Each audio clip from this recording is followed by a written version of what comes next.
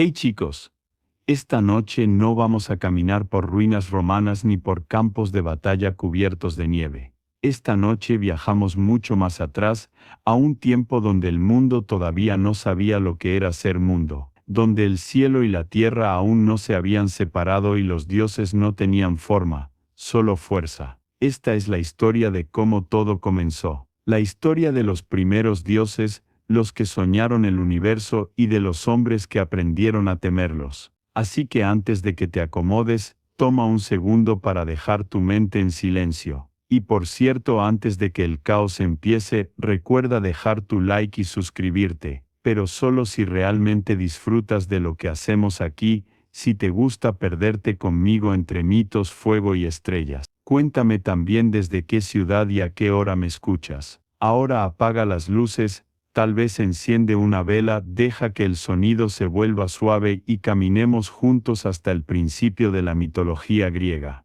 Todo comienza con el silencio. Un silencio tan profundo que ni siquiera el tiempo había nacido para medirlo.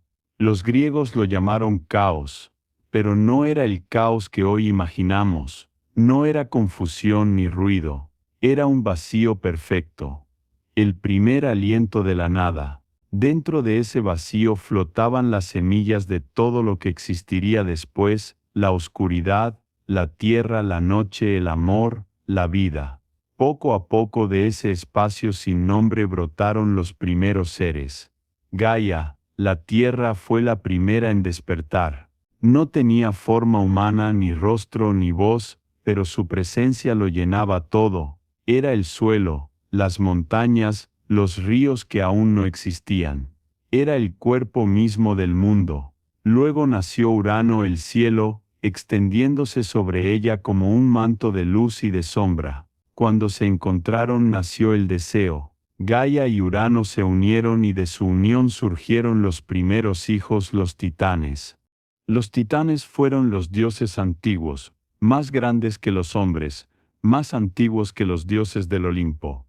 Entre ellos estaban Océano, que rodeaba el mundo como un río infinito, Hiperión, el que traía la luz, y Cronos, el más joven, el que heredaría el destino. Urano, sin embargo, temía a sus hijos. Cada vez que Gaia daba a luz, él los encerraba dentro de su cuerpo, dentro de la tierra, ocultándolos en la oscuridad.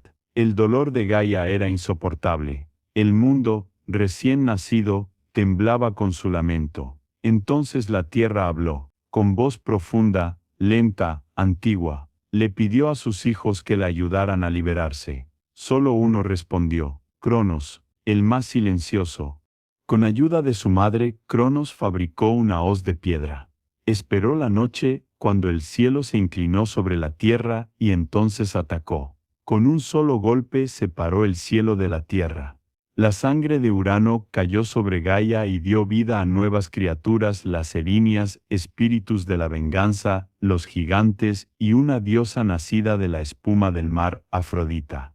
Desde entonces, el cielo y la tierra quedaron separados, y el tiempo comenzó. Cronos se convirtió en el nuevo rey del mundo. Bajo su reinado, el universo vivió una edad de oro. No existía la guerra, ni el hambre, ni la muerte. Los hombres, todavía jóvenes y sin culpa, vivían en armonía con la naturaleza. Pero los dioses antiguos, incluso en la paz, sabían que el poder nunca es eterno. Gaia y Urano habían dicho que uno de los hijos de Cronos lo destronaría, igual que él había hecho con su padre. El miedo se sembró en su corazón, y cuando su esposa Rea dio a luz al primero de sus hijos, Cronos lo tomó entre sus manos y lo devoró. Se tragó al segundo, al tercero, al cuarto, uno por uno, hasta que el tiempo mismo parecía alimentarse de su propia descendencia. Rea lloraba en silencio, no podía detenerlo. Cada vez que daba a luz, sentía el peso del destino mordiéndole los brazos, hasta que un día, harta de la desesperación, decidió engañar al tiempo. Cuando nació su sexto hijo, escondió al bebé en una cueva en la isla de Creta, y en su lugar, entregó a Cronos una piedra envuelta en mantas. El dios, sin sospechar, la devoró. Y así, el niño sobrevivió. Ese niño era Zeus. La cueva donde Rea escondió a Zeus aún se menciona en los mitos, una gruta profunda, donde ninfas lo amamantaron con leche de cabra y lo arrullaron con cantos. Para que Cronos no oyera su llanto, los jóvenes guerreros del lugar golpeaban escudos con lanzas, ocultando su llanto con ruido. Allí, entre sombras húmedas y fuego sagrado, creció el futuro rey de los dioses. Cuando alcanzó la fuerza suficiente, Zeus buscó a su abuela Gaia, quien le enseñó el secreto de la venganza. Con la ayuda de Metis, diosa de la sabiduría, preparó una pócima que haría vomitar a Cronos. Fingiendo servirle como copero, Zeus le dio de beber, y uno por uno, los hijos que el tiempo había tragado salieron de su interior. Hades, Poseidón, Hera, Deméter y Hestia, todos liberados del vientre oscuro del pasado. Los 6 hermanos se reunieron en el monte más alto del mundo, el Olimpo. Desde allí miraron hacia el horizonte y vieron que la tierra seguía dominada por los titanes. La guerra era inevitable. Duró 10 años, 10 años de fuego, trueno y piedra. Los titanes lanzaban montañas contra el cielo, y los nuevos dioses respondían con relámpagos. La batalla dividió el mundo en 2 eras, la de los antiguos dioses y la de los nuevos. Cuando la guerra terminó, los titanes fueron derrotados y arrojados al Tártaro, una prisión tan profunda que ni la luz podía llegar. Zeus, Hades y Poseidón echaron suertes para repartirse el universo. Zeus tomó el cielo, Poseidón el mar, y Hades el inframundo. Así comenzó el reinado de los dioses olímpicos. Pero el orden del mundo, recién nacido, aún era frágil. De la sangre derramada en la guerra nacieron nuevos monstruos. Gaia, furiosa por el destino de sus hijos titanes, engendró a Tifón, una criatura tan grande que sus manos rozaban el este y el oeste, y de su boca salían llamas. Los dioses huyeron, transformándose en animales para escapar. Solo Zeus permaneció. Lanzó rayos con tanta fuerza que el aire se incendió, y la criatura cayó bajo una montaña que desde entonces se llama Etna. La paz volvió, pero no la pureza. Los hombres, que habían nacido bajo el reinado de Cronos, ya no eran los mismos. Prometeo, un titán que amaba a la humanidad, les robó el fuego de los dioses y se lo entregó, para que pudieran cocinar, forjar, crear. Zeus lo castigó atándolo a una roca, donde un águila devoraba su hígado cada día, mientras éste volvía a crecer. Los hombres, sin embargo, conservaron el fuego. La historia continuó, entre relámpagos, engaños y amores imposibles. Y así nació el universo de la mitología griega, no de la fe, sino del miedo, del deseo, del poder y del fuego. En cada dios hay una parte de nosotros: ambición, orgullo, amor, venganza. Los dioses griegos no son perfectos, son espejos, y por eso su historia, miles de años después, todavía nos refleja. El aire del amanecer sobre el monte Olimpo era tan puro que parecía hecho de luz. Tú estás allí en medio de las nubes, donde el cielo se vuelve casi sólido. Todo brilla. A lo lejos el mar de Poseidón parpadea como un espejo, y más abajo la tierra respira bajo la mirada de los dioses. El reinado de Zeus ha comenzado, y con él la era más brillante y peligrosa del mundo. Los hombres aún viven sin templos, sin estatuas, sin plegarias. No conocen los nombres de los dioses, aunque sienten su poder en cada trueno y en cada ola. Desde su trono en la cima, Zeus observa el horizonte. Sus ojos son tormenta. Nadie lo ve, pero su presencia está en todas partes. Es el Señor del cielo, el que decide cuándo llueve y cuándo la tierra arde. En su mano sostiene el rayo, regalo de los cíclopes, el arma que puede partir una montaña o encender un nuevo sol. Su voz no necesita sonido. Cuando habla, el aire obedece. Junto a él, Hera, su hermana y su esposa, reina del matrimonio y de los celos. Su belleza es tan perfecta que el tiempo se detiene para admirarla. Pero detrás de esa calma hay fuego. Hera no soporta la traición, y el cielo entero sabe que Zeus no conoce la fidelidad. De su unión nacen los conflictos más humanos de todos los mitos. Amores imposibles, venganzas, hijos ocultos. Cada aventura de Zeus deja una huella en el mundo de sus amores, nacen héroes y monstruos por igual. Mientras tanto, en el mar profundo, Poseidón construye su reino. Su palacio está hecho de coral y piedra luminosa, sostenido por columnas que parecen olas petrificadas. Lleva un tridente que puede agitar la tierra y provocar terremotos. No es malvado, pero su humor cambia como la marea. Cuando se enfurece, los mares se abren y los barcos desaparecen. Los pescadores del Egeo aprenden a dejarle ofrendas, vino, caballos, pequeñas figuras talladas en madera.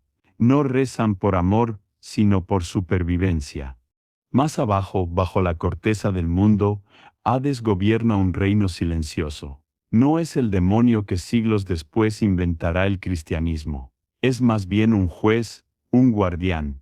Su trono está rodeado de sombras que no mienten.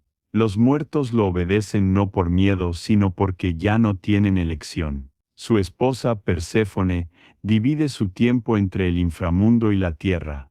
Cuando sube, la primavera florece. Cuando desciende, todo muere. Así los hombres aprendieron que incluso la vida depende de la nostalgia. Y en medio de todo, hay una diosa que camina entre los mortales. Atenea. Nació del pensamiento puro, del cráneo de Zeus, cuando éste sufrió un dolor tan terrible que pidió que se lo abrieran con un hacha. De esa herida nació ella, armada, brillante, sin madre, hecha de sabiduría y estrategia. Atenea no ama la guerra por sangre, sino por orden. Donde otros destruyen, ella planea. Los artesanos la veneran, los filósofos la escuchan, los soldados la temen. En su mirada hay razón, pero también distancia. Nunca ríe demasiado, nunca llora del todo. Apolo, el dios del sol, es su contrario. Brillante, impulsivo, casi humano en sus pasiones. Conduce su carro dorado por el cielo cada día regalando luz y calor al mundo. Es el dios de la música, de la poesía, de la profecía. Su templo en Delfos se convertirá en el centro del mundo. Allí, una sacerdotisa respira vapores del suelo y pronuncia palabras que ni ella entiende. Los reyes viajan semanas solo para escuchar una frase de su oráculo. Apolo es belleza pero también peligro. Cuando ama exige, cuando se siente traicionado quema. Su hermana, Artemisa, es el reflejo de la luna. Vive lejos del Olimpo, cazando en bosques sagrados, rodeada de animales y ninfas. Detesta las ciudades, la vanidad, el ruido. Los hombres que la ven por accidente mueren, porque lo sagrado no se mira sin pagar el precio. En ella, la naturaleza tiene su rostro más salvaje y más puro.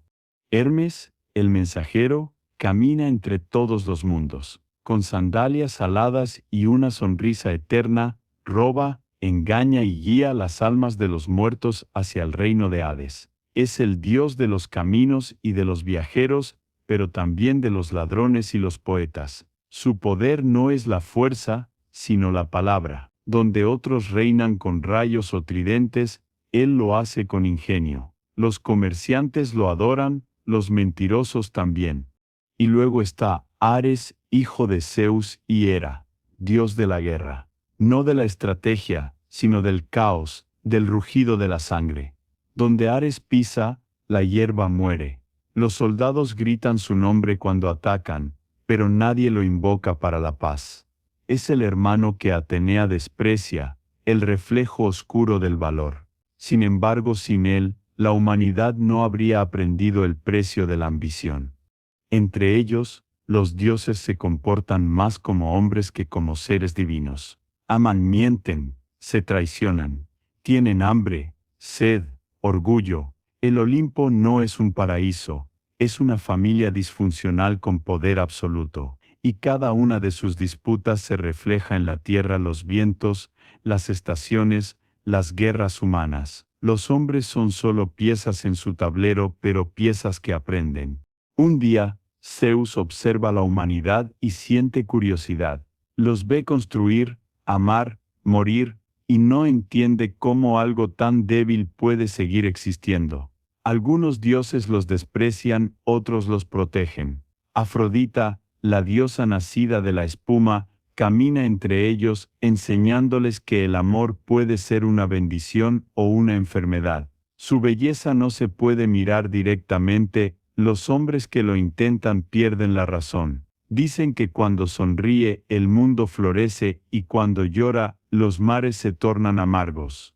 Los dioses viven eternamente, pero los humanos tienen algo que ellos nunca tendrán límite, y en ese límite está el misterio. Tal vez por eso los dioses se mezclan con ellos, creando héroes, semidioses, tragedias, porque en el fondo, los inmortales envidian la urgencia de los mortales. Entre los hombres surgen figuras que cambiarán la historia. Heracles, hijo de Zeus, condenado a una vida de pruebas imposibles. Perseo que decapita a Medusa. Teseo que mata al Minotauro. Cada uno de ellos es un eco del poder divino, pero también de la fragilidad humana. Son los puentes entre el cielo y la tierra. Con cada generación, el mito se transforma. Los dioses pierden pureza. Los hombres ganan conciencia. La mitología griega no es un conjunto de cuentos, sino un espejo del alma humana en sus primeras preguntas. ¿De dónde venimos? ¿Qué nos espera después de la muerte? ¿Por qué el amor y la guerra caminan juntos? Los antiguos griegos no buscaban respuestas en templos, sino en historias. Y cada mito era una manera de entender el caos del mundo. Así, el Olimpo no está en el cielo, sino en la mente humana. En cada pensamiento, en cada impulso, hay un Dios que respira. Cuando sientes justicia, Atenea está ahí. Cuando amas sin control, es Afrodita. Cuando te enfureces, Ares toma tu corazón. Y cuando sueñas, Hermes camina contigo. Los dioses no desaparecieron, se mudaron al interior de los hombres. El mito griego sigue vivo porque no habla de dioses, sino de nosotros. Es la historia del fuego, del orgullo, del deseo, del miedo, del tiempo que no perdona. Es la historia de lo que quisimos ser y de lo que todavía somos. El fuego todavía arde en las montañas del Olimpo, pero ahora su luz se refleja en los ojos de los hombres. Tú caminas entre ellos, en un mundo donde los dioses aún bajan a la tierra disfrazados de pastores o reyes, donde el amor puede convertirse en castigo y un error puede despertar la ira del cielo. La era de los héroes ha comenzado, y con ella el eco más humano de la mitología griega. Zeus observa el mundo desde su trono de nubes, con una mezcla de orgullo y preocupación. Ha vencido a los titanes, ha impuesto su orden, pero sabe que el fuego de la humanidad crece demasiado rápido. Prometeo, el titán rebelde, fue quien lo encendió. Lo hizo en secreto, robando una chispa del carro del sol para entregársela a los hombres. Les enseñó a cocinar, a fundir metal, a construir templos. Les dio la herramienta más poderosa, la posibilidad de crear, pero también la más peligrosa, la libertad. Zeus lo castigó por eso. Lo encadenó a una roca en el Cáucaso, donde un águila devora su hígado todos los días. No muere, pero tampoco vive. El fuego en su interior no se apaga, y mientras sufre sonríe. Sabe que su sacrificio no fue en vano. Gracias a él, los hombres ya no miran al cielo con miedo, sino con curiosidad. Construyen ciudades, levantan estatuas, crean arte, nombran a los dioses. Y los dioses en el fondo, empiezan a necesitar sus rezos. Atenea enseña a los mortales el arte de la guerra y la sabiduría. Hefesto les regala la fragua. Apolo les inspira canciones. Afrodita les da la dulzura y el tormento del amor. Pero no todos los dioses están contentos. Ares se alimenta de la sangre de las batallas, Hades reclama más almas para su reino, y Zeus se inquieta por los rumores de rebelión. Incluso entre los inmortales, el poder siempre se siente frágil.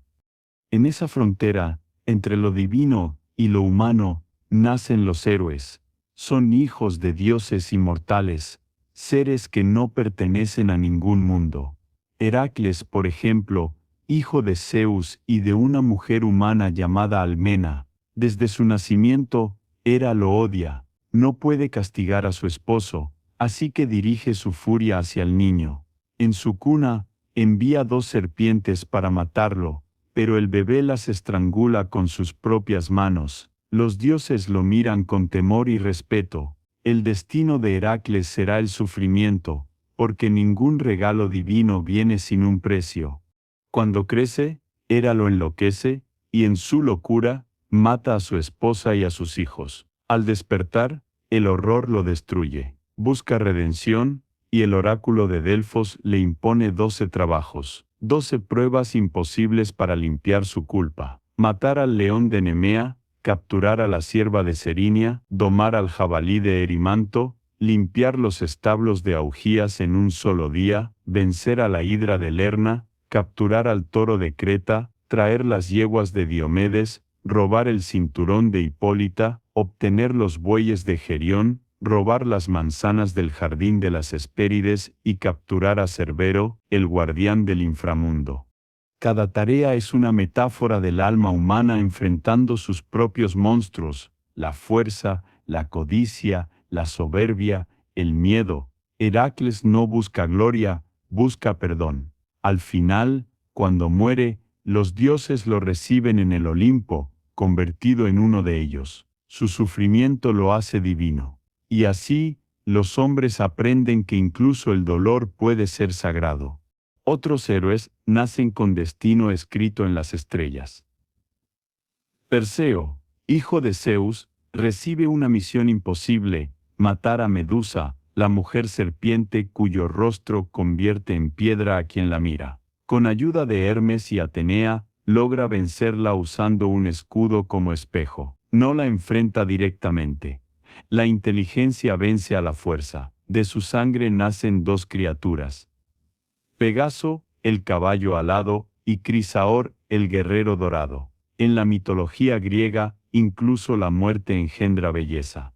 Y luego está Teseo, el príncipe que viaja a Creta para enfrentarse al Minotauro. En un laberinto construido por el genio de Dédalo, encuentra al monstruo mitad hombre mitad toro, fruto de un castigo divino. Ariadna, la hija del rey Minos, se enamora de él y le entrega un hilo para no perderse. Teseo mata al Minotauro y escapa, pero después abandona a Ariadna en una isla. Los dioses observan y callan. En los mitos, la heroicidad siempre tiene una sombra, la ingratitud, el orgullo, la soledad. Pero ninguna historia brilla tanto como la de Troya. Una ciudad construida por los dioses y destruida por los hombres.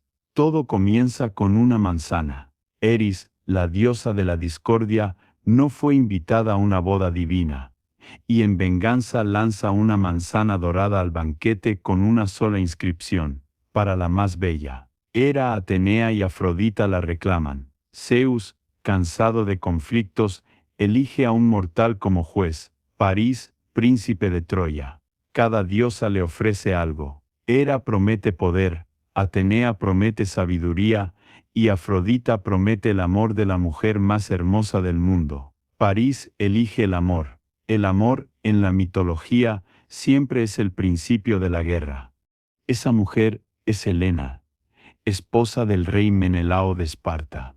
París la roba, y con ella, desata una guerra que durará 10 años. 100.000 hombres cruzan el mar Egeo para recuperarla. Entre ellos, héroes como Aquiles, Ulises, Áyax y Agamenón. Los dioses eligen bandos. Atenea y Hera apoyan a los griegos, Afrodita y Apolo a los troyanos. Ningún ejército pelea solo. En cada golpe de espada hay un dios invisible detrás. El campo de batalla se convierte en escenario de tragedias. Aquiles, el más fuerte de todos, invencible salvo por su talón, mata a Héctor, el príncipe de Troya, en un duelo que todavía resuena en la historia. La escena es brutal y hermosa, dos hombres que se admiran, condenados por el orgullo. Cuando Héctor muere, su padre, el viejo rey Príamo, entra en la tienda de Aquiles de noche, se arrodilla y besa las manos que mataron a su hijo. Aquiles, conmovido, llora. Por un instante, los dioses y los hombres parecen iguales. Troya cae no por fuerza sino por ingenio. Ulises idea un plan, construir un caballo de madera y dejarlo como ofrenda. Los troyanos, creyendo que es un regalo, lo introducen en la ciudad. Dentro se esconden los guerreros griegos. Esa noche, cuando todos duermen, el fuego vuelve a nacer. Troya arde. Los templos caen, los dioses callan, y el humo sube al cielo como una oración sin respuesta. La guerra de Troya marca el final de la edad de los héroes. Los hombres han probado la gloria, pero también la vanidad. Los dioses se alejan poco a poco. Atenea abandona las ciudades, Apolo deja de hablar a través del oráculo, y el mundo entra en una era de silencio. Ya no hay monstruos que matar ni reinos que conquistar, solo el peso de lo que fue. Ulises, el último de los grandes héroes, tarda 10 años en volver a casa. En su viaje, enfrenta a cíclopes, sirenas, tempestades y engaños. No lucha por gloria, sino por regresar. Cuando por fin pisa Ítaca y abraza a su esposa Penélope, el mito griego alcanza su punto más humano. La guerra no termina cuando el enemigo muere, sino cuando uno vuelve a dormir en su propia cama. Así los héroes desaparecen, pero su eco no. En ellos, los griegos vieron el reflejo de su propio espíritu, la inteligencia de Ulises, la fuerza de Heracles, el orgullo de Aquiles, la duda de Teseo. Ninguno es perfecto, y por eso son inmortales. Cada uno enseña algo distinto, que la valentía no basta sin sabiduría, que la fuerza se destruye sin humildad, y que el amor, cuando se vuelve deseo de poseer, siempre termina en ruina. La mitología griega no busca héroes para admirar, sino espejos para entendernos. En cada uno de ellos hay una advertencia: el poder sin conciencia, la pasión sin límite, la victoria sin compasión. Son historias antiguas, pero su verdad sigue viva, porque aunque los templos se hayan derrumbado, y los nombres de los dioses se hayan borrado de las piedras, los mitos siguen respirando en nosotros. El viento cambia sobre las colinas de Tebas. Ya no huele a incienso ni a sal marina, sino a polvo antiguo, a secretos que nadie quiere recordar. En esta parte de la historia, los dioses ya no hablan con truenos ni con fuego. Ahora sus voces llegan en susurros, en sueños, en el temblor del corazón humano. Los griegos comienzan a mirar menos al cielo y más a sí mismos. Han comprendido que no todos los castigos vienen de Zeus, ni todas las bendiciones de Apolo.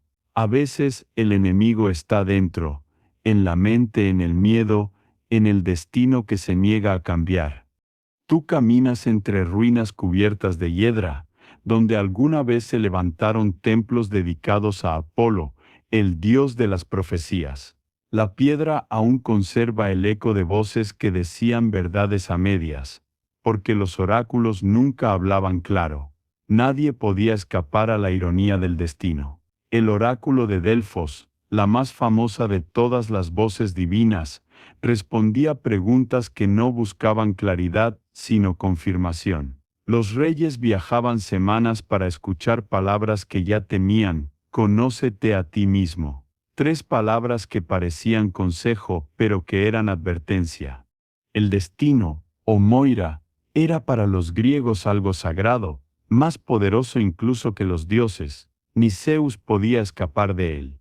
Cada ser mortal o divino estaba atado a un hilo invisible, tejido por las 3 Moiras: Cloto, que hilaba la vida; Láquesis que la medía, y Atropos que la cortaba. Ningún rezo, ningún sacrificio, podía alterar ese hilo. Los dioses podían jugar con los hombres, pero no cambiar su final. Por eso, en el fondo, todos los mitos griegos son tragedias, porque aunque el héroe conozca su destino, inevitablemente camina hacia él.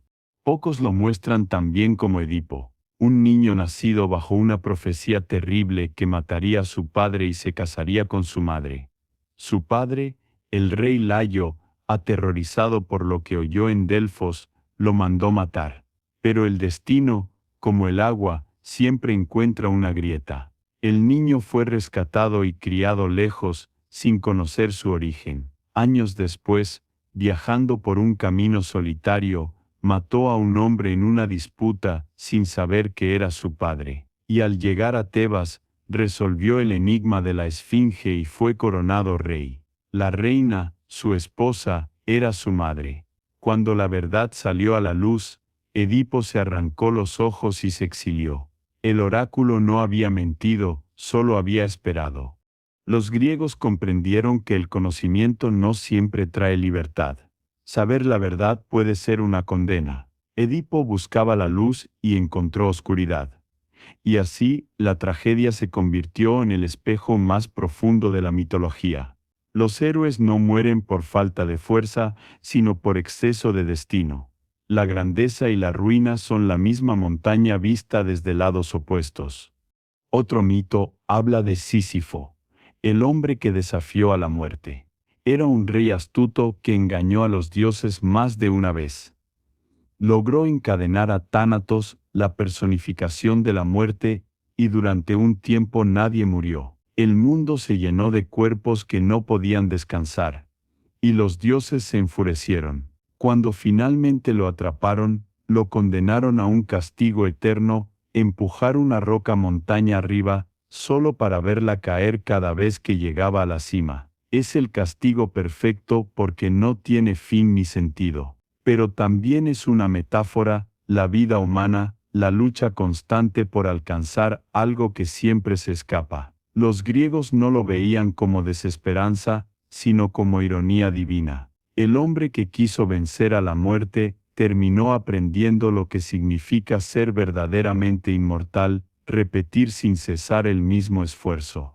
Hay otro hilo que atraviesa todas estas historias, la búsqueda de justicia. Los dioses castigan, pero también protegen. Castigan la soberbia, el desafío, el olvido. Nadie puede creerse superior a los dioses sin pagar el precio. Es lo que los griegos llamaban hibris, el orgullo que desafía lo sagrado. Ícaro, por ejemplo, hijo de Dédalo, escapó del laberinto volando con alas de cera. Su padre le advirtió, no vueles demasiado alto ni demasiado bajo. Pero Ícaro, embriagado por la libertad, subió hacia el sol. El calor derritió sus alas, y cayó al mar. El castigo no fue divino, fue natural. La ibris no necesita rayos para destruir, se destruye sola.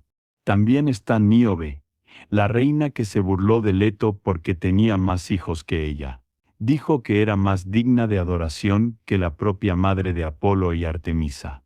Los dioses la escucharon, y uno a uno mataron a sus hijos. Níobe quedó petrificada por el dolor, y su cuerpo se convirtió literalmente en piedra, llorando eternamente. Los mitos no eran solo cuentos, eran advertencias grabadas en el alma del pueblo. No olvides tu lugar en el orden del mundo.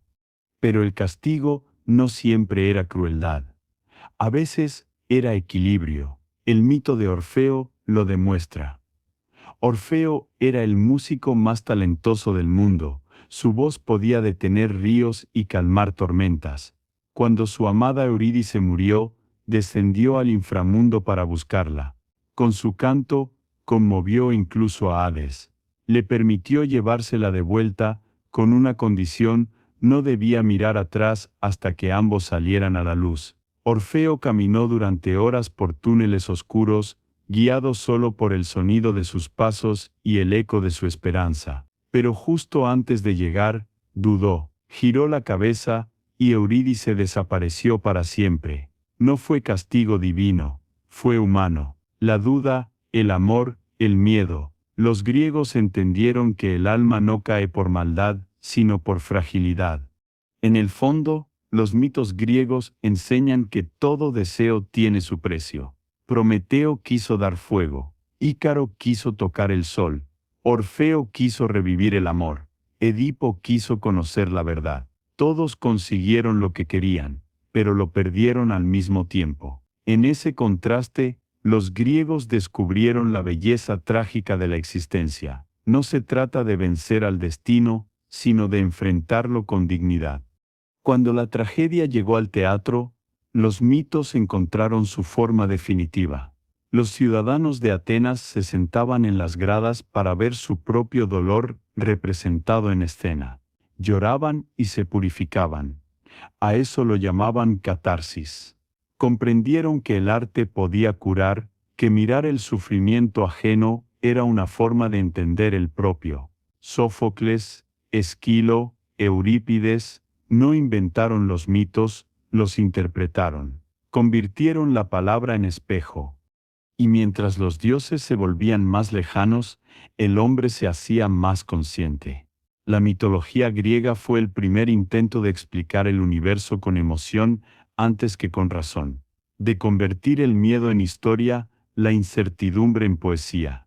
Porque al final, todo mito es una forma de recordar que el universo no está hecho de respuestas, sino de preguntas.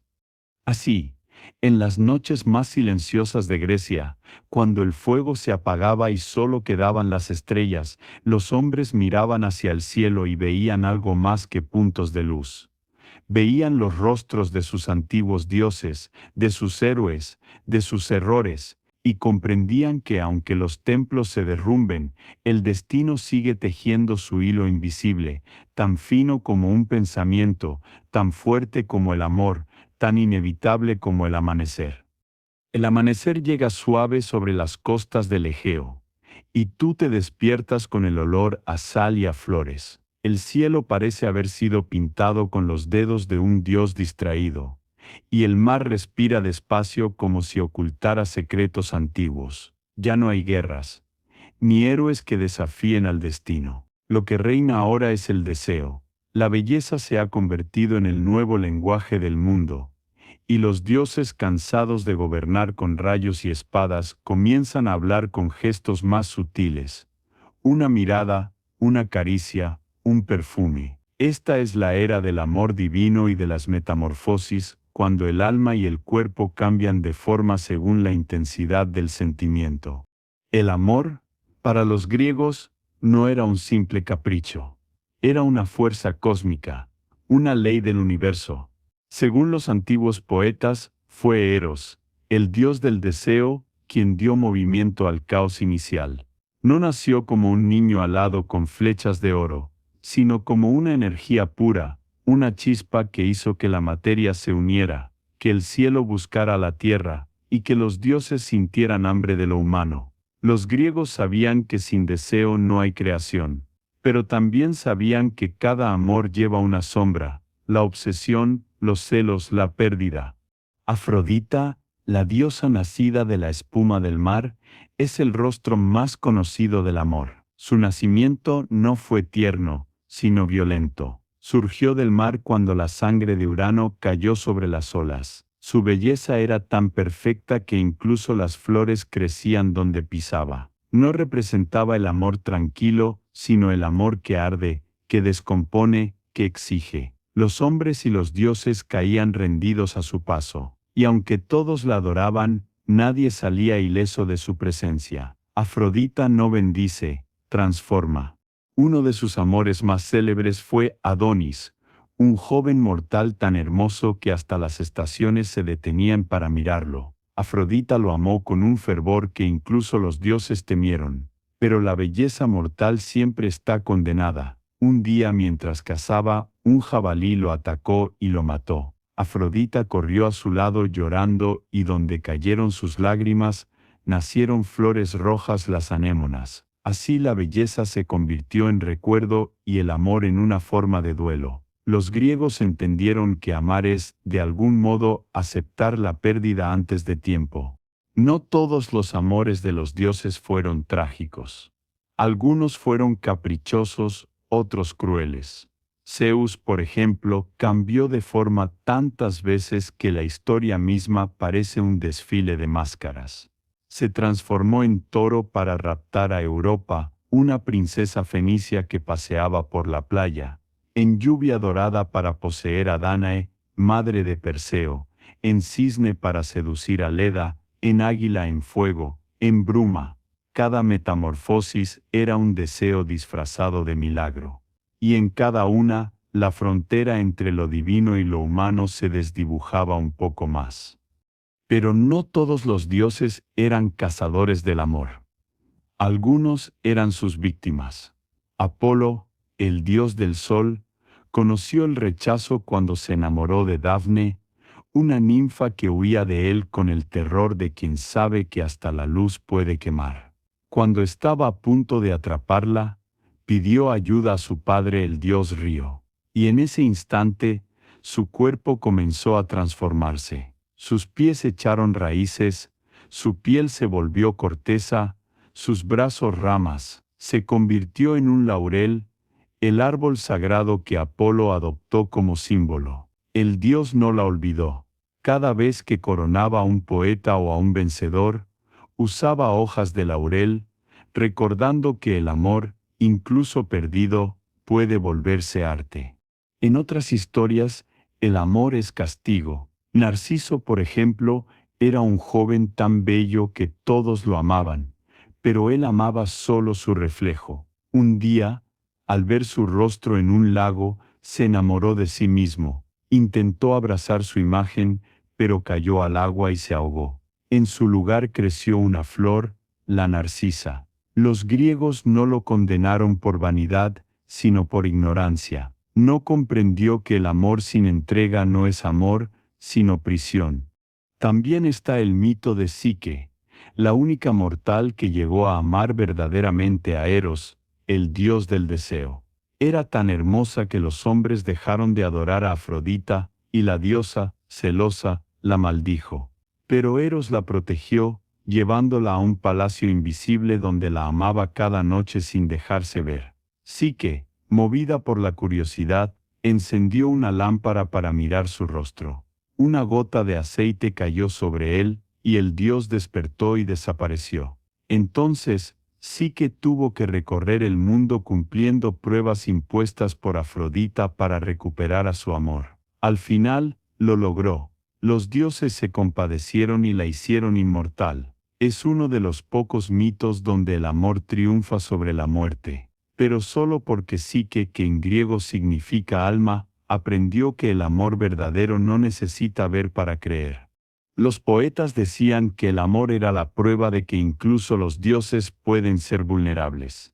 En su deseo pierden poder, en su pérdida ganan humanidad. Por eso las metamorfosis son tan frecuentes en la mitología griega, porque el alma, cuando ama, cambia de forma. El deseo convierte a los hombres en animales, a los dioses en sombras, a los cuerpos en símbolos. Nadie permanece igual después de amar. Entre los mitos más bellos está el de Galatea y Pigmalión. Pigmalión era un escultor que no encontraba belleza en ninguna mujer viva. Así que esculpió una estatua perfecta, tan delicada que parecía respirar. La llamó Galatea. Pasaban los días y las noches, y Pigmalión hablaba con ella, la vestía, le ofrecía flores. Su amor era tan puro que Afrodita se conmovió y le dio vida. Cuando Galatea abrió los ojos, el artista comprendió que el amor puede crear tanto como destruye. Para los griegos esta era la enseñanza. El arte no imita la vida, la invoca. El mundo griego veía la belleza no como un lujo, sino como una forma de verdad. Lo bello era lo justo, lo armónico, lo que reflejaba la perfección del cosmos. Por eso los templos eran proporcionales, las estatuas buscaban equilibrio, los poemas tenían ritmo. La belleza era una forma de acercarse a lo divino sin desafiarlo, un recordatorio de que el universo incluso en su caos tiene orden. Y sin embargo, cada historia de amor divino termina con un eco de tristeza, porque los dioses no pueden quedarse con lo que aman. Su inmortalidad es una condena. Ven morir todo lo que tocan, una y otra vez. Tal vez por eso Afrodita sigue llorando por Adonis, Apolo sigue coronando laureles, y Zeus sigue transformándose en todo menos en humano. El amor los acerca a nosotros, pero nunca los deja quedarse. Los griegos comprendieron que la belleza no está en lo eterno, sino en lo efímero, que una flor vale más precisamente porque se marchita, que un beso tiene sentido porque termina. En sus mitos el amor es una promesa y una advertencia. Nada que valga la pena puede durar para siempre, y aún así todo el universo conspira para que lo intentemos. Cuando el sol se oculta y el mar refleja la última luz del día, tú entiendes por qué los antiguos miraban las estrellas buscando historias. No era solo por curiosidad, sino por consuelo. Cada constelación es una metamorfosis, un recuerdo de amor, una herida convertida en luz. Dafne brilla en forma de laurel, Calisto se convierte en la osa mayor, Andrómeda duerme junto a su héroe en el cielo. Los griegos elevaron sus mitos a las estrellas para que nada se perdiera, porque cuando una historia termina, empieza el firmamento. El aire se vuelve más frío, más pesado. Ya no brilla el mar ni canta el viento. Ahora solo se escucha el murmullo de pasos invisibles que descienden hacia lo profundo. Tú caminas entre sombras que huelen a piedra húmeda, a tierra sin sol. Es el camino hacia el Hades, el lugar donde todo termina y al mismo tiempo todo comienza. Los griegos no creían en el infierno como castigo eterno, sino en un orden de almas, un equilibrio entre lo que fuiste y lo que aún debe ser. La muerte para ellos no era el final de la historia sino su sombra.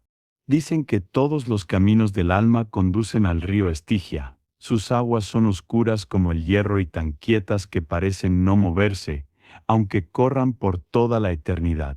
En su orilla espera Caronte, el barquero. Tiene los ojos hundidos y la piel como cera. No juzga ni pregunta, solo cobra. Cada alma debe pagarle con una moneda colocada en la boca del muerto al momento del entierro. Sin ella, el alma vaga 100 años por las orillas, sin poder cruzar. Por eso los griegos enterraban a sus muertos con tanto cuidado. No era solo respeto, era necesidad.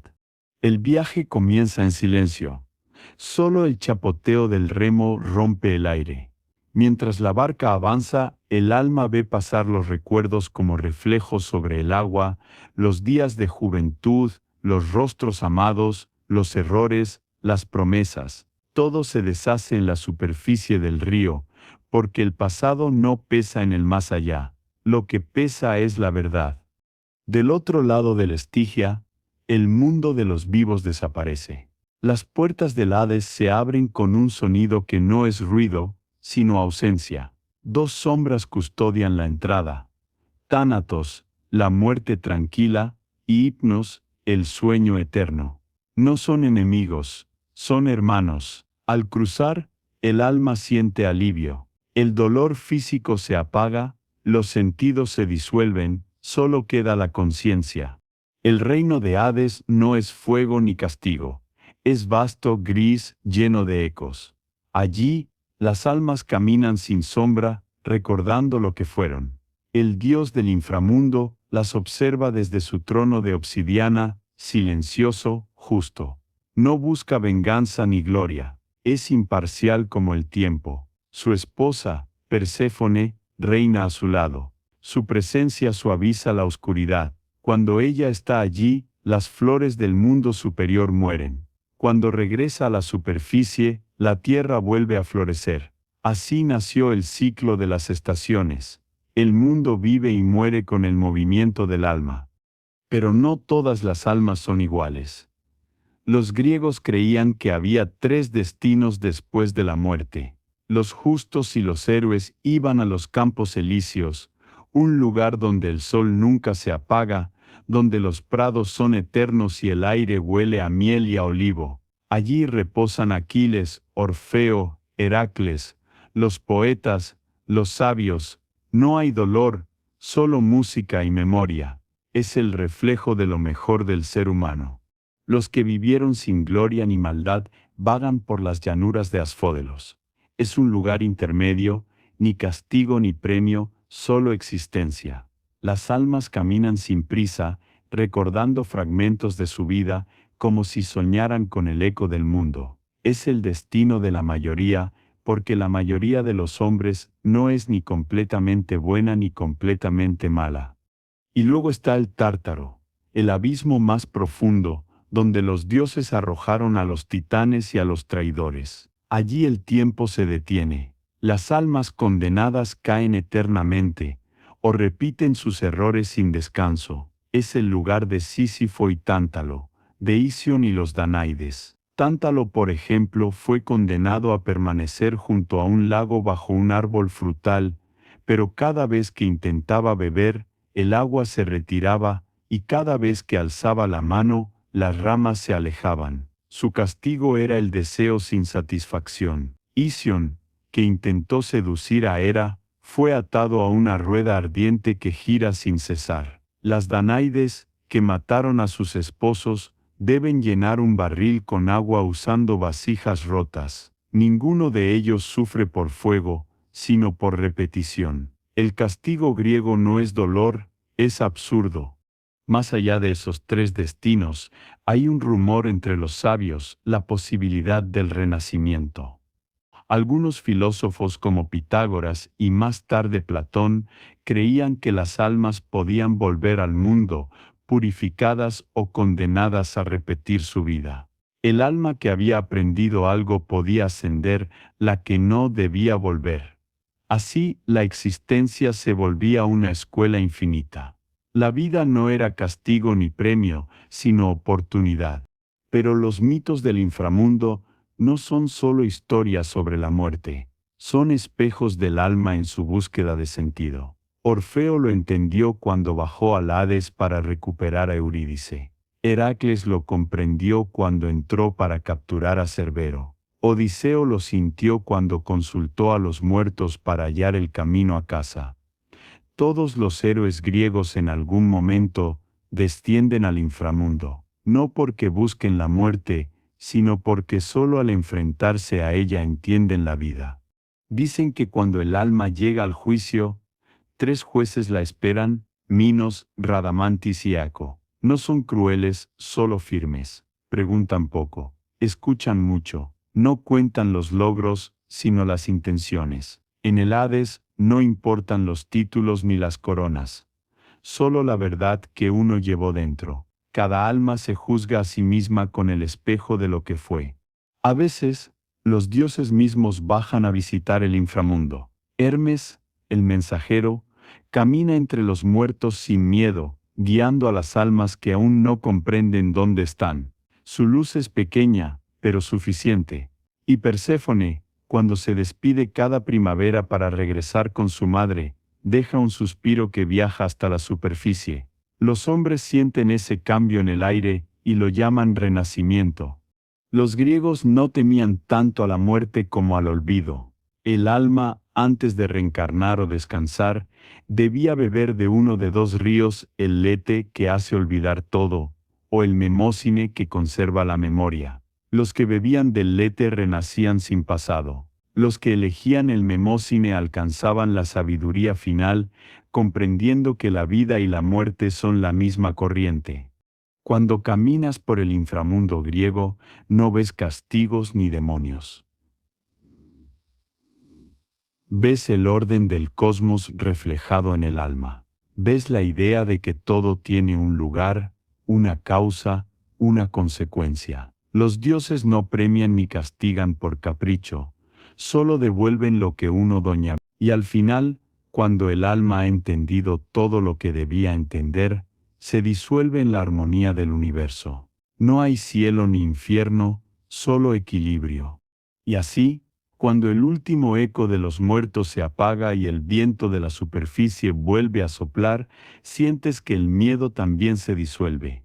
La mitología griega no creó el infierno para atemorizar, sino para explicar que incluso en la oscuridad hay propósito, que morir no es caer, sino volver.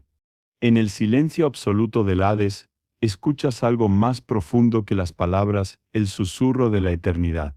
No promete descanso ni castigo, solo comprensión. Porque al final, toda alma griega, desde el más humilde pastor hasta el más poderoso rey, debía enfrentar la misma pregunta: ¿viviste con conciencia o solo pasaste?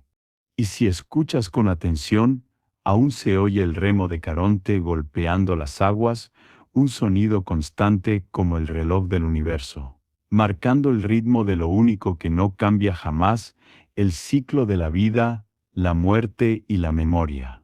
El amanecer vuelve a caer sobre Grecia, pero esta vez no sobre los templos ni las guerras, sino sobre las mentes.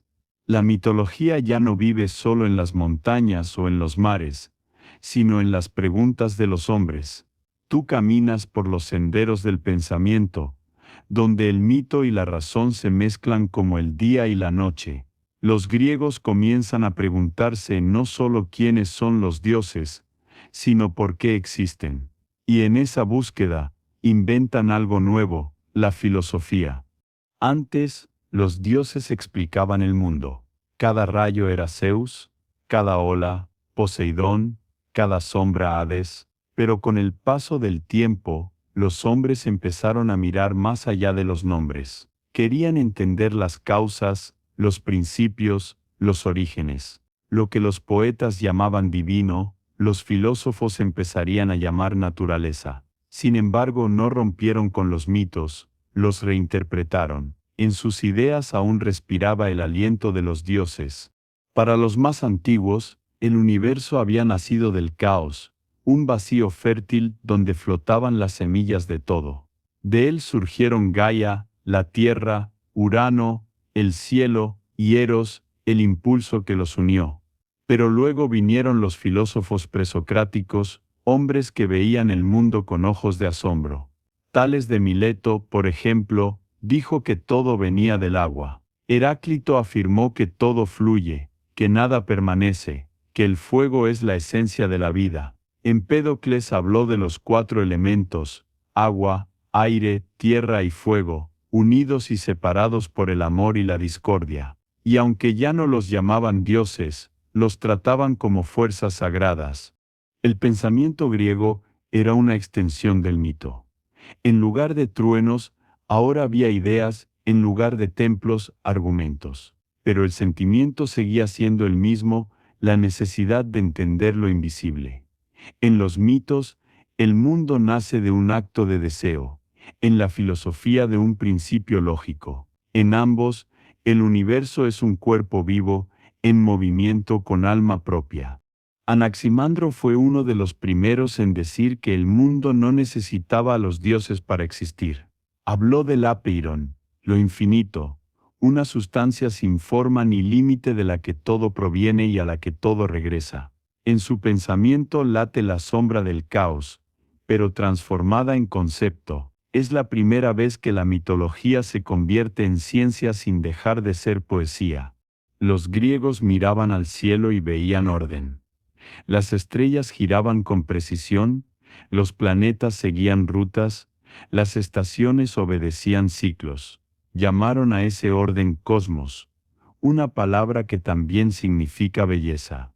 Para ellos, el universo no era solo grande, era armonioso. La belleza, la verdad y el equilibrio eran la misma cosa. De esa idea nació su arte, su política, su forma de vivir. Pitágoras llevó esa armonía a los números. Decía que todo en el universo podía expresarse mediante proporciones, que la música, el movimiento y la vida seguían patrones matemáticos. En su escuela, los discípulos juraban silencio y escuchaban el sonido del cosmos, una música que no se oye con los oídos, sino con el alma. El número, para ellos, era divino. Y aunque parecía que habían dejado atrás a los dioses, en realidad solo les habían dado un nuevo nombre: geometría. Con Platón, El mito y la filosofía se abrazaron definitivamente. En sus diálogos, los dioses son símbolos, metáforas del alma. El mundo sensible, el que vemos, tocamos y habitamos, no es más que una copia imperfecta del mundo de las ideas, el reino donde todo es eterno y verdadero. Lo que en los mitos era el Olimpo, en la filosofía platónica, es el lugar del alma pura. Y la vida humana, según él, no es más que un viaje de regreso a ese origen. En su famoso mito de la caverna, Platón describe a hombres encadenados, mirando sombras proyectadas en una pared, creyendo que eso es la realidad. Uno de ellos logra liberarse, sale al exterior y ve el sol, símbolo de la verdad. Pero al volver a contar lo que ha visto, los demás no le creen. El mito, otra vez, se convierte en espejo del alma. Todos vivimos mirando sombras, confundiendo reflejos con certezas. El conocimiento, como la luz de Apolo, puede cegar antes de iluminar. Aristóteles, discípulo de Platón, quiso traer la divinidad de vuelta a la tierra. Para él, los dioses existían, pero no intervenían. El universo se movía por su propia naturaleza, impulsado por un motor inmóvil, una causa primera que no crea sino que inspira. A esa fuerza la llamó Dios, y de ahí viene la palabra teología. En su visión, el cosmos es eterno, lógico, ordenado. Los mitos se vuelven física, la magia se convierte en observación, y sin embargo la sensación de misterio sigue intacta. El pensamiento griego no destruyó a los dioses, los refinó, los volvió ideas. En vez de historias sobre rayos o amores imposibles, comenzaron a verse como principios. Atenea, la razón; Apolo, la medida; Dionisio, la pasión; Afrodita, la armonía. El alma humana era un Olimpo en miniatura, donde cada dios representaba una parte de nosotros. Así, los mitos dejaron de ser religión para convertirse en psicología. Y mientras los filósofos construían teorías, los poetas seguían escribiendo himnos. Hesíodo, Homero, Píndaro, en sus versos aún brillaba la voz de los dioses. Pero ya nadie los temía como antes. El miedo había sido reemplazado por asombro. Los templos se llenaban de preguntas en lugar de súplicas. ¿Qué somos? ¿De dónde venimos? ¿Qué nos mueve? Eran las mismas preguntas que habían hecho los dioses al principio, pero ahora eran los hombres quienes las pronunciaban. La mitología griega, vista desde el pensamiento, es una forma de recordar que todo conocimiento nace del mito, y todo mito es una manera de pensar. El filósofo y el poeta miran el mismo cielo. Uno lo mide, el otro lo siente. Y entre ambos el universo encuentra su equilibrio. El mundo que los griegos imaginaron sigue siendo el nuestro. La ciencia moderna, el arte, la política, todo bebe de sus raíces. Aún hablamos de átomos, de cosmos, de ética, de democracia, de alma, de caos. Cada palabra es una semilla que ellos plantaron hace milenios. Y cuando miramos las estrellas, seguimos usando las mismas constelaciones que ellos trazaron con su imaginación. La mitología griega no fue reemplazada por la filosofía. Fue su semilla. Lo divino no desapareció, se transformó en pensamiento. Los dioses se hicieron conceptos, las historias se hicieron teorías, y el asombro se convirtió en la base de toda sabiduría. Así, cuando la noche vuelve a caer sobre Atenas y las lámparas se encienden en las casas de los sabios, tú entiendes que el mito nunca murió, solo cambió de forma. A veces camina vestido de filósofo, otras de astrónomo, otras de poeta, pero sigue ahí, recordándonos que el conocimiento sin misterio es ciego y que la razón sin asombro está vacía. Los griegos no dejaron de creer en los dioses, aprendieron a buscarlos dentro del pensamiento, y en ese instante el universo se volvió verdaderamente infinito. La noche cae sobre Eleusis, y el aire huele a humo, a trigo, a misterio. No hay templos abiertos ni sacerdotes gritando oraciones. Aquí no hay público, solo iniciados. Los hombres y las mujeres caminan en silencio, cubiertos con túnicas, portando antorchas que apenas iluminan el camino. Nadie habla, nadie pregunta. Todos saben que lo que está a punto de ocurrir no puede ser contado, solo vivido. Estás frente a los misterios de Eleusis, el corazón secreto de la espiritualidad griega, donde los dioses ya no se contemplan desde lejos, sino que se buscan dentro del alma. A diferencia de los grandes templos del Olimpo, los misterios no prometían poder ni gloria. Prometían algo mucho más antiguo, comprensión. No se trataba de rezar, sino de recordar. Recordar quién eras antes de nacer. Recordar que la muerte no era el final, sino una estación del viaje. La ceremonia giraba en torno a Perséfone, la diosa que moría y renacía cada año. Su historia era la del alma humana. Desciende al inframundo, aprende, sufre, y regresa transformada. Los iniciados caminaban durante días desde Atenas hasta Eleusis, siguiendo un sendero sagrado. Al llegar, se purificaban en el mar, en silencio, bajo la luz de la luna. Después bebían una mezcla ritual, el Kikeon, una bebida hecha de cebada y hierbas que alteraba la percepción, abriendo la mente a lo invisible. Nadie sabía con certeza qué ocurría después dentro del santuario. Los que participaban juraban guardar el secreto bajo pena de muerte. Pero todos decían lo mismo al salir, ya no temían morir. Los misterios eleusinos eran una forma de iniciación en el ciclo cósmico. La historia de Deméter y Perséfone no era solo un mito agrícola, sino una metáfora del alma. Deméter, la madre tierra, busca desesperadamente a su hija, raptada por Hades. Durante su búsqueda, la tierra deja de florecer, los hombres mueren de hambre, y los dioses entran en crisis. Finalmente, se llega a un acuerdo. Perséfone pasará medio año en el inframundo y medio en la superficie. Así nacen las estaciones. Cuando ella está abajo, la tierra duerme. Cuando regresa, todo revive. Para los griegos, entender esa historia era entender la vida misma. Nada muere del todo, nada vive para siempre. Todo es transformación. Los misterios no enseñaban dogmas, sino sensaciones. El olor del humo, el calor de la antorcha, el murmullo de los cantos, la certeza de que todo lo visible es solo una sombra de lo real. Allí, en la oscuridad del templo, el iniciado comprendía lo que ni Zeus ni Atenea podían enseñar, que lo divino no está fuera sino dentro.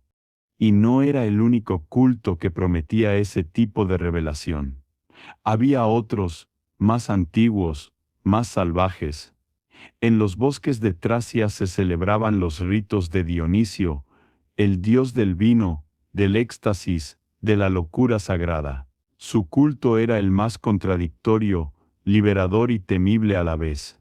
Los seguidores de Dionisio no rezaban, danzaban, no pedían perdón, se despojaban del miedo. En la oscuridad de la noche, entre tambores y gritos, los hombres y mujeres bebían, bailaban y rompían los límites del cuerpo. No era una orgía, como luego inventarían los romanos, sino una experiencia espiritual. En el frenesí, el alma se disolvía y el yo desaparecía. Por un instante, el hombre dejaba de ser humano y sentía el pulso del universo. Dionisio no era solo el dios del vino, era el dios de la resurrección. Nació 2 veces, una del vientre mortal de Sémele y otra del muslo de Zeus, después de ser quemado por su propia divinidad. Por eso sus fieles creían que morir en su nombre era renacer. El vino era su sangre simbólica, su cuerpo líquido, un medio para volver a la unidad. En cada copa se escondía el secreto del cosmos, que la muerte no es destrucción, sino cambio de forma. Otro culto que cautivó a los griegos fue el órfico. Inspirado por Orfeo, el músico que bajó al Hades, sus seguidores creían que el alma humana era un fragmento del dios Dionisio, atrapado en un cuerpo mortal como castigo. La vida, según ellos, era una purificación. Cada reencarnación acercaba el alma a su origen divino. Por eso practicaban una vida austera, vegetariana, dedicada a la música y la contemplación. Para los órficos, la salvación no era un regalo, sino un recuerdo. Eres un Dios, pero lo has olvidado, decían sus himnos. Los cultos mistéricos fueron la respuesta emocional a la filosofía. Mientras los pensadores analizaban el cosmos con la razón, los iniciados lo sentían con el cuerpo. Ambas corrientes buscaban lo mismo, trascender.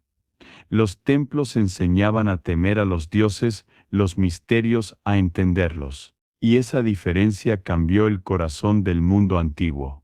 En los misterios, los dioses no eran figuras de mármol, sino presencias vivas. Las antorchas ardían, los cantos subían, el humo envolvía los rostros, y los participantes veían cosas que no podían describir. Algunos hablaban de visiones, de luces, de voces. Otros decían haber visto a Deméter en persona, brillando con un fuego interior.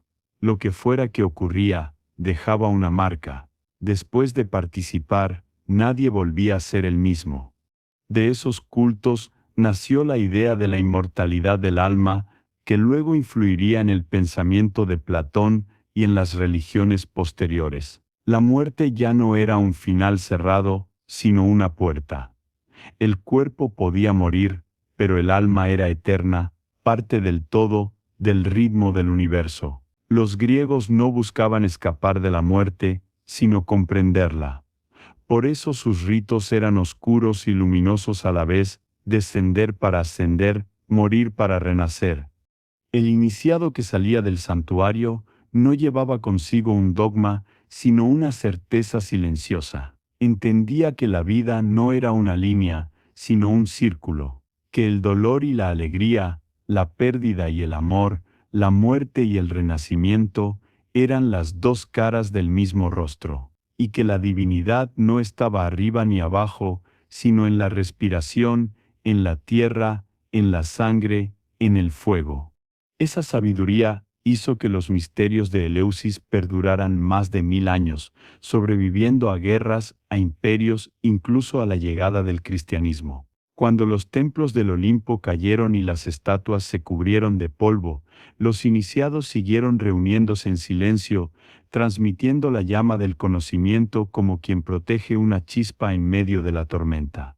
El último sacerdote de Eleusis, al ver que su templo iba a ser destruido, pronunció una frase que aún sobrevive en los libros antiguos: los hombres pueden borrar los nombres de los dioses, pero no su verdad. Y tal vez tenía razón, porque incluso hoy, miles de años después, cuando alguien mira una llama, contempla el mar, o siente una fuerza que no puede explicar, revive sin saberlo, el mismo misterio que los griegos celebraban en la oscuridad. Y tú, mientras caminas entre las ruinas cubiertas de hiedra, entiendes lo que ellos entendieron: que lo sagrado no está en las palabras sino en la experiencia, que cada respiración es un rito, que morir, en el fondo, es solo otra forma de despertar. El viento sopla distinto sobre el Mediterráneo. Ya no lleva el olor de las ofrendas ni el canto de los sacerdotes. Las antorchas de los templos se apagan una a una, y el mármol blanco que antes reflejaba la luz del sol ahora se cubre de polvo y silencio. Tú caminas entre las ruinas del mundo antiguo, entre columnas quebradas y altares vacíos, y puedes sentir que algo se está desvaneciendo. Los dioses que una vez hablaron en tormentas y visiones se están volviendo recuerdos. No mueren, exactamente, porque los dioses no mueren, pero se disuelven como el humo de una vela apagada, mezclándose con el aire del nuevo tiempo. El mundo griego, que durante siglos había sido una sinfonía de dioses, héroes y filósofos, comienza a escuchar otra música, una más austera, más humana, más invisible. En las calles de Atenas ya no se alzan estatuas de Apolo ni procesiones para Dionisio. Ahora, en las casas pequeñas, bajo la sombra de los cedros, Hombres y mujeres se reúnen a escondidas para hablar de un solo Dios, un Dios sin rostro, sin templo, sin truenos, un Dios que no exige sacrificios, sino fe.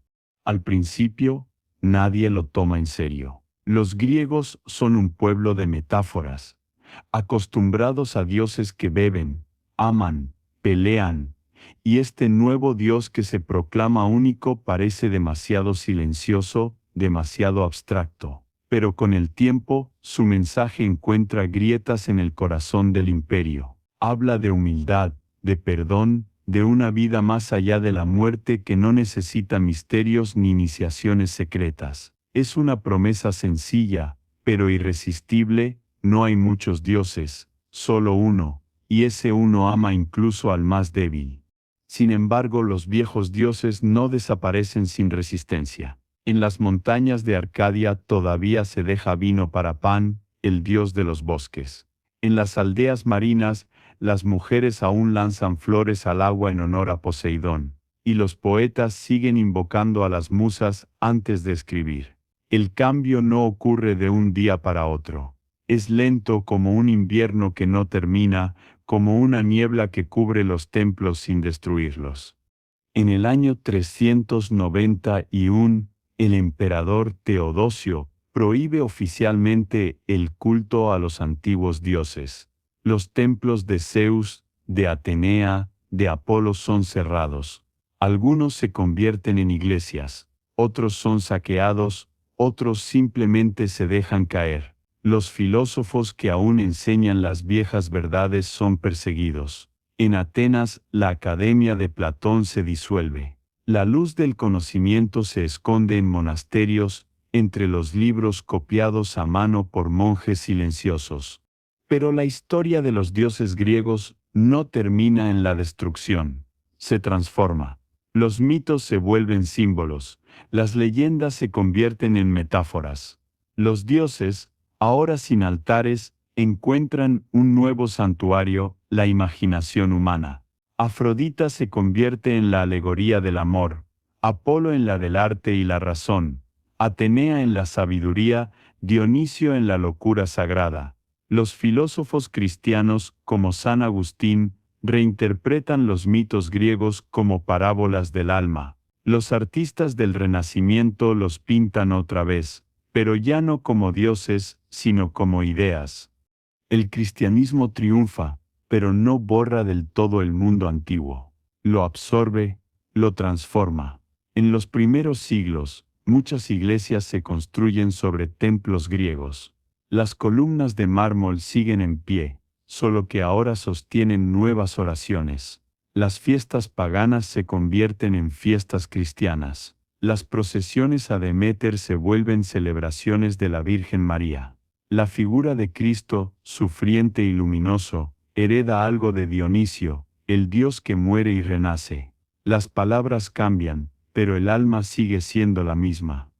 Los antiguos griegos no verían este cambio como una traición, sino como una evolución del mito, porque en el fondo, todos los dioses son intentos de decir lo mismo con distintos nombres. El hombre siempre ha buscado lo divino, y cada época lo describe con el lenguaje que puede. Para los griegos, el universo era un conjunto de fuerzas en lucha, para los cristianos, una creación ordenada por amor. Pero el impulso es el mismo, encontrar sentido en la oscuridad. Aun así, en algunos rincones, los viejos dioses resisten. En las islas del Egeo, los marineros siguen dejando monedas en el mar. En los pueblos de montaña, los campesinos siguen hablando del trueno como la voz de Zeus. En las noches de verano, los niños todavía escuchan historias de héroes y monstruos. Y cuando el sol cae sobre el Partenón, los rayos dorados aún iluminan las ruinas como si Atenea nunca se hubiera ido. El mito no desaparece porque el mito no pertenece a una religión, pertenece a la mente. Los griegos lo sabían mejor que nadie, el mito no explica el mundo, lo habita. Es el lenguaje con el que el alma conversa con lo invisible. Cuando el cristianismo llega, no destruye el mito, lo continúa con otro nombre. Las parábolas de Cristo son, en su estructura, herederas de los relatos de Esopo, de las tragedias de Sófocles, de las visiones órficas. La tradición no muere, se transforma. Y con el tiempo los artistas, los poetas y los filósofos volverán a invocar los viejos nombres. En el Renacimiento, Botticelli pintará a Venus emergiendo del mar, recordando a Afrodita. Miguel Ángel esculpirá cuerpos tan perfectos que parecerán vivos, como si el espíritu griego hubiera regresado a respirar en el mármol. En la Ilustración, los pensadores redescubrirán a Platón y Aristóteles. En el Romanticismo, los poetas volverán a cantar a Apolo, a las musas, a la tragedia del destino. Los dioses, lejos de morir, renacerán una y otra vez, cada vez más humanos, cada vez más eternos. Y ahora, en esta era de luces eléctricas y pantallas, todavía los invocamos, aunque no lo sepamos. Cuando alguien busca sabiduría, llama a Atenea. Cuando alguien crea arte, despierta a Apolo. Cuando alguien ama con locura, revive a Afrodita. Cuando alguien se pierde en la pasión o en el exceso, Dionisio sonríe. Los mitos no están en los templos, están en nosotros. Tú caminas entre las ruinas de lo que fue y lo que nunca dejó de ser. El mármol roto del Partenón brilla bajo el mismo sol que una vez vio nacer a los dioses. El viento sopla entre las columnas como un susurro antiguo, una plegaria olvidada que dice nada muere, todo se transforma. Y entiendes al fin que los dioses griegos no fueron destruidos, fueron recordados. El cristianismo heredó su moral, la ciencia su razón, la poesía su belleza, el arte su forma. La mitología griega no es solo un conjunto de historias viejas, sino el primer espejo donde el ser humano se vio a sí mismo con claridad, un espejo que, aunque cubierto de polvo, sigue reflejando. Y cuando el sol se esconde tras las montañas del Peloponeso, y la noche vuelve a cubrir el mar Egeo, tú te detienes, respiras, y sientes que el silencio no es vacío, sino memoria. Porque todo lo que alguna vez fue sagrado, una palabra, una estatua, una idea, sigue vivo, esperando que alguien lo vuelva a pronunciar. Los dioses no desaparecieron, solo están dormidos, bajo las piedras de Grecia, esperando que la voz del hombre los despierte de nuevo. La noche ya no pertenece a los dioses ni a los hombres, sino al silencio. Caminas por la orilla del mar Egeo, y la luna tiembla sobre las aguas. El viento trae ecos de todas las voces que has escuchado, los cantos de los poetas, los rezos de los sacerdotes, los gritos de los héroes, los susurros de los filósofos. Todo se mezcla como si la historia entera del mundo fuera una misma respiración. No queda templo ni altar, pero aún sientes su presencia. En cada ola que golpea las rocas, en cada chispa de fuego que se apaga, hay algo que te recuerda que los mitos nunca se fueron, solo aprendieron a hablar con otro tono. Ahora el mundo es distinto. Hay ciudades de cristal y acero, máquinas que vuelan, luces que disuelven la oscuridad. Pero los dioses siguen aquí, disfrazados de palabras, de obsesiones, de sueños. Atenea vive en cada mente que busca sabiduría. Apolo en cada artista que intenta atrapar la perfección. Dionisio en cada noche que se desborda de deseo y de música. Hades en cada rincón de silencio interior donde guardas lo que has perdido. Tal vez los dioses no eran seres externos, sino reflejos de lo que somos capaces de sentir. El Olimpo después de todo no está en el cielo sino en la conciencia. Miras hacia arriba y ves las mismas estrellas que vieron los antiguos. Las mismas constelaciones que contaron historias a los pescadores y a los pastores. Orión, Perseo, Andrómeda, héroes inmóviles que siguen luchando en la noche sin saber que el mundo cambió. Los griegos los pusieron allí no para decorar el cielo, sino para recordarse a sí mismos que nada realmente se pierde mientras haya memoria. Las estrellas son la biblioteca más antigua del alma. Piensas en cómo comenzó todo un caos sin forma, una chispa de deseo, una madre tierra que dio a luz al cielo, una humanidad que quiso entenderse a sí misma a través de los dioses. Miles de años después, seguimos haciendo lo mismo, solo que ahora los llamamos ciencia, arte, psicología. En vez de relámpagos de Zeus, hablamos de electricidad, en vez del vuelo de Ícaro, hablamos de aviones y sueños imposibles. Cambian los nombres, pero no el impulso. Seguimos siendo los mismos seres que miran el abismo y le ponen rostro. Cada mito era una respuesta poética a una pregunta imposible. ¿De dónde venimos? ¿Por qué sufrimos? ¿Qué nos espera después de morir? Y aunque la ciencia nos dio números y teorías, ninguna fórmula logró reemplazar el consuelo del mito. Porque los números explican el cómo, pero no el por qué. Los mitos eran, y siguen siendo, el lenguaje de lo invisible. El hombre moderno, rodeado de pantallas, no invoca a Apolo, pero busca su luz en los monitores, no reza a Hermes, pero viaja por cables invisibles a la velocidad de un pensamiento, no teme a Poseidón, pero observa con respeto los océanos que aún pueden tragarse al mundo, y cuando el amor lo hiere, cuando la pérdida lo quiebra, cuando la belleza lo sobrecoge, revive sin saberlo los dramas eternos de Afrodita, de Hades, de Perséfone.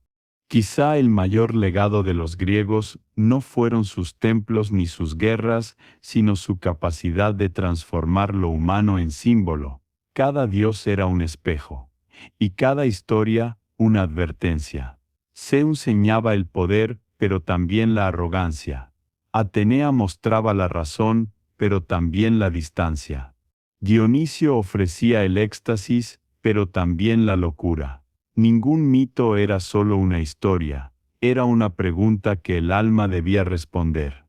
Ahora que caminas entre las ruinas, entiendes que el hombre nunca dejó de creer, solo cambió de idioma. En los laboratorios, los científicos buscan el origen del universo. Los filósofos aún discuten sobre el alma. Los artistas siguen intentando capturar lo eterno en una imagen. Y aunque ya no levantamos templos de piedra, seguimos construyendo templos de ideas. El fuego que Prometeo robó a los dioses sigue ardiendo. Es la chispa de la mente, la curiosidad que nos impulsa a crear, a explorar, a desafiar. Los griegos lo llamaron divino, nosotros lo llamamos humano, pero quizás sea lo mismo. Tal vez la divinidad siempre estuvo dentro, esperando que el hombre se atreviera a encenderla. La mitología griega nos enseñó que el universo no es un lugar que se entienda, sino que se experimente, que la verdad no está en los dioses, sino en la búsqueda, que lo sagrado no desaparece, se transforma. Por eso, aunque las estatuas estén rotas y los templos vacíos, los mitos siguen respirando, ocultos en las palabras, en la música, en los sueños que nos persiguen cuando cerramos los ojos. Y al final, cuando el viento se calma y el mar se queda inmóvil, sientes una paz extraña. Comprendes que los griegos no inventaron a los dioses para dominarte, sino para acompañarte. Eran su forma de entender el miedo, la belleza, la muerte y el amor. Su forma de no sentirse solos. Tú, que has caminado entre sus historias, ahora entiendes que el mito es una brújula que no apunta al cielo, sino al interior. Cada vez que amas, que creas, que piensas o que perdonas, un Dios despierta un instante, y en ese momento, el Olimpo vuelve a existir. El mar se extiende frente a ti como un espejo, y por un instante crees ver algo en el reflejo, una sombra, un rayo, una sonrisa que no pertenece al mundo de los hombres. Quizá es Apolo, o tal vez solo el eco del pasado. Da igual, lo sagrado nunca se muestra del todo, solo se insinúa. El aire se enfría, la luna sube, y tú te sientas sobre una roca, escuchando cómo las olas rompen contra la orilla. El sonido se repite, constante, como el pulso del tiempo, y entonces lo entiendes. Los dioses griegos no desaparecieron. Somos nosotros. Somos su continuación, su memoria, su eco. Respiras hondo, y por un momento todo parece detenerse. El mar, el cielo, la historia, solo queda un pensamiento que el mito nunca termina, solo cambia de voz. Y ahora, mientras el sonido del mar se aleja y el viento se vuelve un murmullo leve, dejas que la historia se apague despacio. Ya no quedan dioses ni héroes, solo una calma profunda, como si el universo mismo descansara. Las imágenes del pasado, los templos, las batallas, las coronas de laurel, se deshacen en la oscuridad como arena en el agua. Todo se vuelve liviano, transparente, casi irreal. El mundo griego con su ruido y su gloria se disuelve en una sola sensación, la de haber existido, aunque fuera un instante, entre los dioses y los hombres. Y tú, que has caminado con ellos, cierras los ojos y sientes que ese instante aún late dentro. El fuego de Prometeo, el suspiro de Perséfone, la mirada de Atenea, todos se quedan contigo convertidos en un rumor de sueño. El aire huele a mar y a piedra antigua. La noche parece más amplia, más amable. La respiración se hace lenta, profunda. Ya no hay prisa por entender nada. Solo queda el eco del relato, el calor tenue de la voz que lo contó, la certeza de que la historia no termina, solo cambia de forma.